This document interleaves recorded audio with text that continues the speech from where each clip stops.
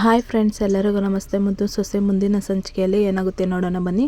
ನೋಡೋದಕ್ಕೆ ಮುಂಚೆ ಯಾರು ವಿನೋದ ವೈಎಂ ಬ್ಲಾಗ್ಗೆ ಸಬ್ಸ್ಕ್ರೈಬ್ ಆಗಿಲ್ವೋ ಪ್ಲೀಸ್ ಸಬ್ಸ್ಕ್ರೈಬ್ ಆಗಿ, ಲೈಕ್ ಮಾಡಿ, ಶೇರ್ ಮಾಡಿ, ಕಮೆಂಟ್ ಮಾಡಿ, ಬೆಲ್ಲೈಕಾನ್ ಆಲ್ ಅಂತ ಒತ್ತಿ ಫ್ರೆಂಡ್ಸ್. ಅಕ್ಕವ್, ನೀನು ನಮ್ಮ ಅಜ್ಜಮ್ಮನ ಬಗ್ಗೆ ಒಳ್ಳೊಳ್ಳೆ ಪದ ಕಟ್ಟಿ ಹೇಳ್ಬೇಕು. ನಮ್ಮ ಅಜ್ಜವ್ವ ಸಾಮಾನ್ಯದವಳಲ್ಲ, ಅವಳು ಶಾನೆ ಬಾಳ್ ಬದುಕಿ ಸಾರ್ಥಕ ಮಾಡ್ಕೊಂಡಿರೋಳು ಅಂತ ಕೋಟ್ಲೆ ಹೇಳ್ತಿರ್ತಾನೆ ಹೇಳ್ಕೊಂಡು.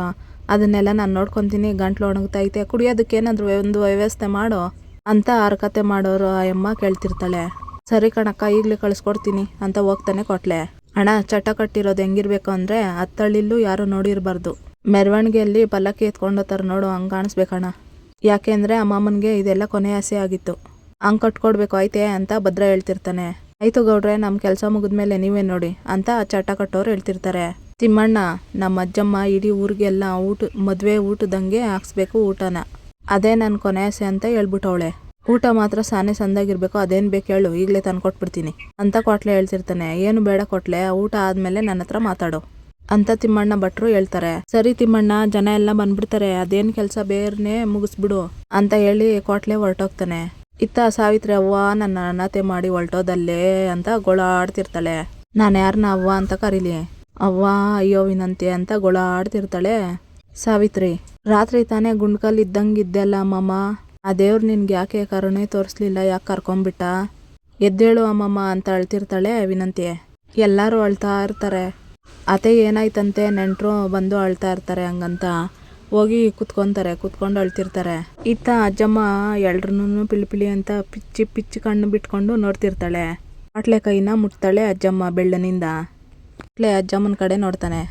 ಇತ್ತ ಎಲ್ರನ್ನೂ ಅಳ್ತಾ ಇರೋದನ್ನ ನೋಡ್ತಾನೆ ಕೊಟ್ಲೆ. ಬಾಯಿ ಕಣ್ಣು ಬಿಡ್ತಾ ಇರ್ತಾನೆ. ಇತ್ತ ಸ್ಟೋರಿ ನೆನ್ಪು ಮಾಡ್ಕೊತಾರೆ ಹಿಂದೇದು. ಅವರಿಬ್ರು ಸಂದಾಗಿರ್ಬೇಕಂದ್ರೆ ನಾನೇನು ಮಾಡಲಿ ಅಂತ ಅಜ್ಜಮ್ಮ ಅಂತಿರ್ತಾಳೆ. ಅಮ್ಮಮ್ಮ, ಅವರಿಬ್ರು ಇರೋದು ನೋಡ್ತಿದ್ರೆ ನೀನು ಸತ್ತರೆ ಕೊನೆ ಆಸೆ ಅದೇ ಅಲ್ವೇ?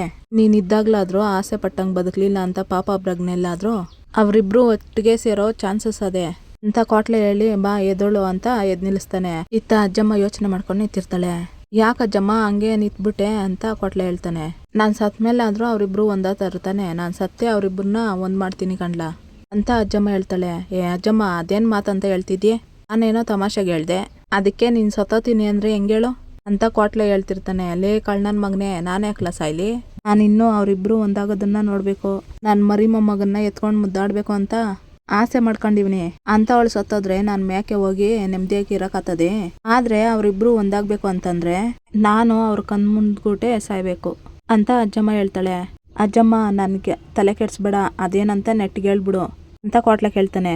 ಸಾಯೋದು ಅಂದ್ರೆ ತಮಾಷೆನೂ ಅಲ್ಲ, ಸತ್ ಮೇಲೆ ಅವ್ರನ್ನ ನೋಡಕ್ ಆಗಕ್ಕಿಲ್ಲ ಅಂತನೂ ನನಗ್ ಚೆನ್ನಾಗ್ ಗೊತ್ತೈತೆ. ಆದ್ರೆ ಅದೇ ಸವನ್ನ ನಾವಿಬ್ರು ತಮಾಷೆ ಮಾಡ್ಕೊಬಿಟ್ರೆ ಹೆಂಗೆ ಅಂತ ಅಜ್ಜಮ್ಮ ಹೇಳ್ತಾಳೆ. ತಲೆಗಿರ್ಕೊಂಡು ತಲೆ ಕೆಡ್ಸ್ಕೊಂಡು ಅದೇನು ಹೇಳ್ತಾ ಇದೀಯಾ ಅಜ್ಜಮ್ಮ ನೀನು ಅಂತ ಕೋಟ್ಲೆ ಕೇಳ್ತಾನೆ. ನೋಡ್ಲಾ, ನನ್ನ ಮೊಮ್ಮಕ್ಳಿಬ್ರು ಒಂದಾಯ್ತಾರೆ ಅಂತಂದ್ರೆ ನಾನು ಏನ್ ಮಾಡಕ್ಕೂ ಸಿದ್ಧ, ಅಂತದ್ರಲ್ಲಿ ಸತ್ತಂಗ್ ನಾಟಕ ಆಡೋಕೆ ಆಗಕ್ಕಿಲ್ವೇ ಅಂತ ಅಜ್ಜಮ್ಮ ಹೇಳ್ತಾಳೆ. ಏನೋ ಸತ್ತಂಗ್ ನಾಟಕವೇ ಅಂತ ಕೋಟ್ಲೆ ಕೇಳ್ತಾನೆ. ಸತ್ತಂಗ್ ನಾಟಕ ಆಡ್ತೀನಿ ನಾನು, ಆದ್ರೆ ನೀನು ನಂಬಿಸ್ಬೇಕು ಅಂತ ಅಜ್ಜಮ್ಮ ಹೇಳ್ತಾಳೆ. ಅಮ್ಮಮ್ಮ, ಅದು ಹೆಂಗ್ ನಂಬಿಸ್ಲಿ ನಾನು ಅಂತ ಕೋಟ್ಲೆ ಹೇಳ್ತಾನೆ. ನೀನು ಡಾಕ್ಟ್ರನ್ನ ಕರ್ಕೊಬಂದ್ಬಿಟ್ಟು ನಾನು ಸತ್ತೋಗಿದ್ದೀನಿ ಅಂತ ಅವ್ರ ಕೈಯಲ್ಲಿ ಸುಳ್ಳು ಹೇಳಿಸ್ಬಿಡು ಆಮೇಲೆ ಅಂತ ಎಲ್ಲ ಏನೇನೋ ವಿವರವಾಗಿ ಹೇಳ್ತಿರ್ತಾಳೆ ಅಜ್ಜಮ್ಮ ಕೋಟ್ಲೆಗೆ. ನೀನು ಇಷ್ಟು ಮಾಡು ಅಂತ ಅಜ್ಜಮ್ಮ ಹೇಳ್ತಾಳೆ. ಸರಿ ಅಜ್ಜವ್ವ ಅಂತ ಕೋಟ್ಲೆ ಹೇಳ್ತಾನೆ. ಏನೋ ಮೊಮ್ಮಗನೆ, ಏನೇ ವಿದ್ಯಾ ಅಂತವನ್ನೇ ಮಸ್ಕಿರಿ ಮಾಡ್ತಾ ಇದ್ದೀರಾ? ನೋಡ್ತಾ ಇರಿ, ನಾಳೆ ನಿಮ್ಮಿಬ್ರಿಗೂ ಅಲ್ವಾ ಕೊಡ್ತೀನಿ. ಇತ್ತ ಕೋಟ್ಲೆ ಡಾಕ್ಟ್ರನ್ನ ಕರ್ಕೊಬಂದು, ಏನು ತಮಾಷೆ ಮಾಡ್ತಾ ಇದ್ದೀರಾ, ಈ ಥರ ಸುಳ್ಳೆಲ್ಲ ನಾನು ಕೇಳೋದಕ್ಕಾಗಕ್ಕಿಲ್ಲ ಅಂತ ಡಾಕ್ಟ್ರ್ ಹೇಳ್ತಿರ್ತಾರೆ. ಡಾಕ್ಟ್ರೇ, 1000 ಸುಳ್ಳೇಳಿ ಒಂದು ಮದುವೆ ಮಾಡಿ ಅಂತಾರೆ, ಅಂಥದ್ರಾಗೆ ಅವರಿಬ್ಬರನ್ನ ಒಂದು ಮಾಡೋಕ್ಕೆ ಇದೊಂದು ಸುಳ್ಳು ಹೇಳೋಕ್ಕಾಗಿಲ್ವೇ? ಅವರಿಬ್ರು ಒಂದಾಗಬೇಕು ಅನ್ನೋದು ನಮ್ಮ ಅಜ್ಜವನ್ನ ಆಸೆ, ಅದಕ್ಕೋಸ್ಕರ ಇಷ್ಟೊಂದು ದೊಡ್ಡ ನಾಟಕ ಮಾಡ್ತಾವ್ರೆ. ಪ್ಲೀಸ್ ಡಾಕ್ಟ್ರೆ, ಅವರಿಬ್ಬರನ್ನೂ ಒಂದಾಗಕ್ಕೆ ಇದೊಂದು ಸಹಾಯ ಮಾಡಿ, ಪುಣ್ಯ ಕೊಟ್ಕೊಳ್ಳಿ ಅಂತ ಕೋಟ್ಲೆ ಹೇಳ್ತಾನೆ. ಸರಿ, ಏನೋ 2 ಜೀವ ಒಂದಾಗಬೇಕು ಅಂತ ಹೇಳ್ತಿದ್ದೀರಾ, ಹೇಳ್ತೀನಿ ನಡೀರಿ ಅಂತ ಡಾಕ್ಟ್ರ್ ಹೇಳ್ತಾರೆ ಅಂತ ಹೇಳಿದ್ದನ್ನ ನೆನ್ಸ್ಕೊಂತಿರ್ತಾನೆ ಕೋಟ್ಲೆ. ಅಜ್ಜವ್ವ, ಅಯ್ಯೋ ಅಜ್ಜವ್ವ, ನೆನ್ನೆ ಗಂಟ ಗುಂಡ್ಗಳಿದ್ದಂಗಿದ್ದಲ್ಲ ಅಜ್ಜವ್ವ, ಇದಕ್ಕಿದ್ದಂಗೆ ನಮ್ಮನ್ನೆಲ್ಲ ಬಿಟ್ಟು ಹೊಂಟೋದಲ್ಲವ್ವ. ಬಿದ್ರ ಮೋಟ್ರ್ ಹತ್ತಕ್ಕೆ ಅಷ್ಟೊಂದು ಅರ್ಜೆಂಟ್ ಏನಾಗಿತ್ತೋ ಅಂತ ಗೋಳಾಡ್ತಿರ್ತಾನೆ ಅಜ್ಜವ್ವ ಅನ್ಕೊಂಡು ಕೊಟ್ಲೆ. ಇನ್ಮ್ಯಾಕ್ ನನ್ನ ಬೈಯೋರು ಯಾರು ಏನು ಅಜ್ಜವ್ವ ಅಂತ ಟವಲ್ ಹಾಕ್ಕೊಂಡು ಹತ್ರ ಹೋಗಿ ಅಜ್ಜವನ ಮಕ್ದತ್ರ, ಅಜ್ಜವ್ವ, ಎಣ್ಣದ ಪಾರ್ಟ್ ಮಾಡೋವಾಗ್ಲಾದ್ರೂ ಸ್ವಲ್ಪ ಹೊತ್ತು ಮಲ್ಕೊಳಕ್ಕಾಗಕ್ಕಿಲ್ವೇ?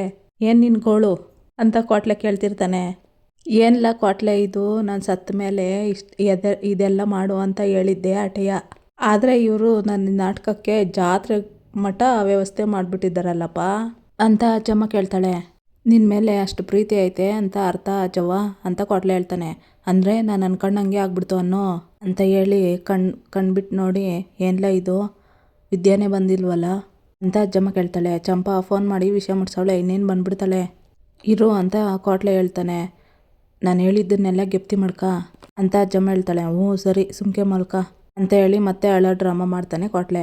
ಅಯ್ಯಯ್ಯೋ ಯಕ್ಕ ಏನೇ ಹಿಂಗಾಗೋಯ್ತು ಯಕ್ಕ ಅಂತ ಬಾಯ್ ಬಡ್ಕೊಂಡು ಬರ್ತಾಳೆ ಕೆಂಪಮ್ಮನ. ಅಯ್ಯೋ ಈಗ ಕೆಂಪಿ ಬೇರೆ ಬಂದ್ಬಿಟ್ಲಲ್ಲ ಅಂತ ಅಜ್ಜಮ್ಮ ಮನಸ್ಸಿನಲ್ಲಿ ಅನ್ಕೊಂತಿರ್ತಾಳೆ. ಯಕ್ಕ ನೀನು ಇಷ್ಟು ದಿಢೀರ್ ನಾವು ಹೋಗ್ತೀಯ ಅಂದ್ಬಿಟ್ಟು ನಾನು ಕನಸು ಕೂಡ ಕಂಡಿರಲಿಲ್ಲ ಯಕ್ಕ. ನೆನ್ನೆ ತಾನೇ ನಿಮ್ಮ ಮನೆಗೆ ಬಂದಿದ್ದಾಗ ಕಾಫಿ ಕುಡ್ಕೊಂಡು ಹೋಗ್ಬೇಕು ಅಂತಂದೆ. ನನಗೆ ಕೆಲಸ ಅದೇ ಅಂತ ಹೊಂಟೋದೆ.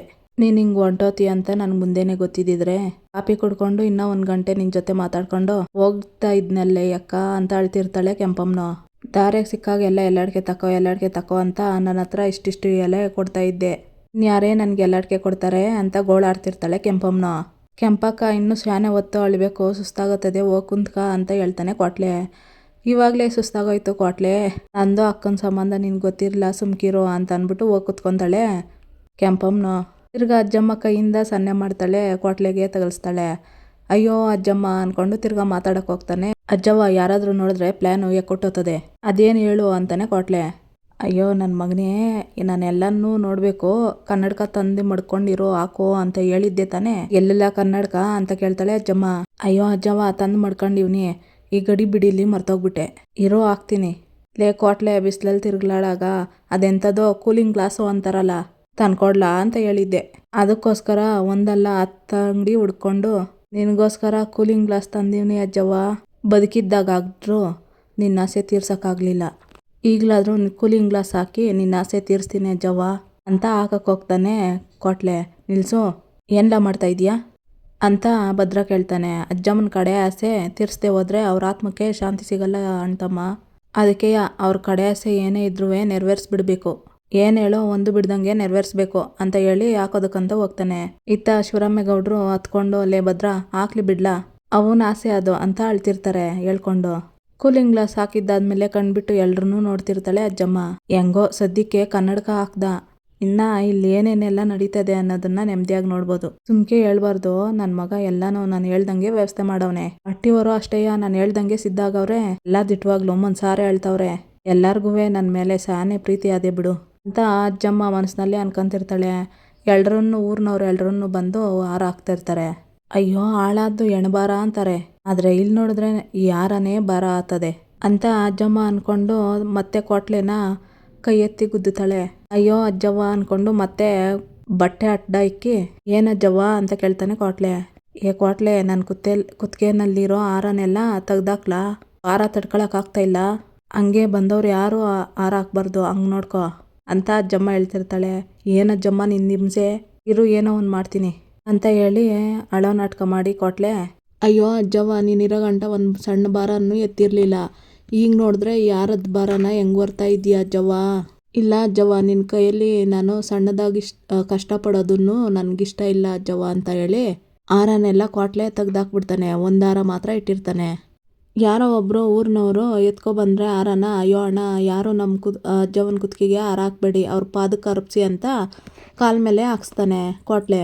ಅಲ್ಲ ಕಣವ್ವ, ಎಲ್ಲ ವಿಷಯದಲ್ಲೂ ನನಗೆ ದಾರಿ ತೋರಿಸ್ತಾ ಇದ್ದೆ, ನಮ್ಮ ಮಟ್ಟಿಗೆ ಆಲ್ದು ಮರ್ದಂಗಿದ್ದೆ, ಯಾಕವ್ವ ನಮ್ಮನ್ನು ಬಿಟ್ಟು ಹೊಲ್ಟೋದೆ ಅಂತ ಅಳ್ತಿರ್ತಾನೆ ಶಿವರಾಮ ಹೇಳ್ಕೊಂಡು.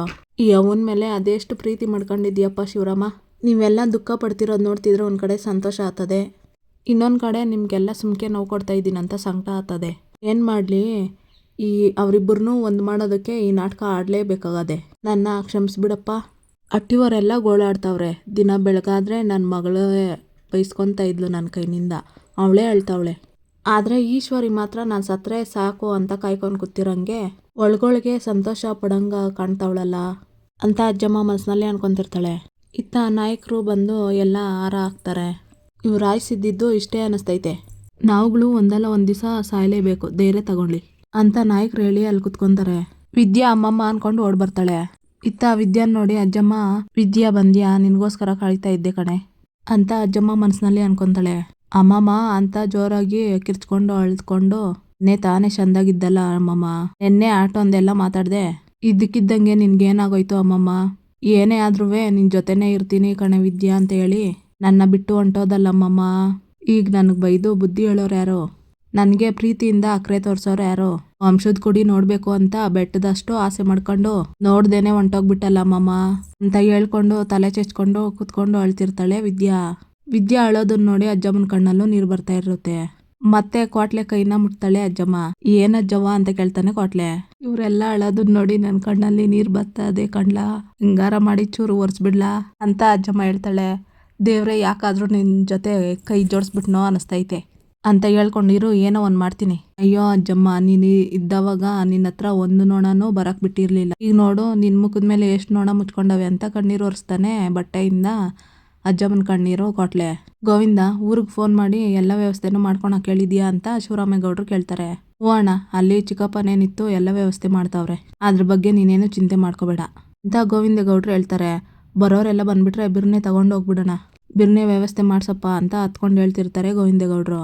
ಸರಿ ಅಣ್ಣ, ನಾನೆಲ್ಲ ನೋಡ್ಕೊತೀನಿ ಅಂತಾರೆ ಗೋವಿಂದೇಗೌಡರು ಹತ್ಕೊಂಡು.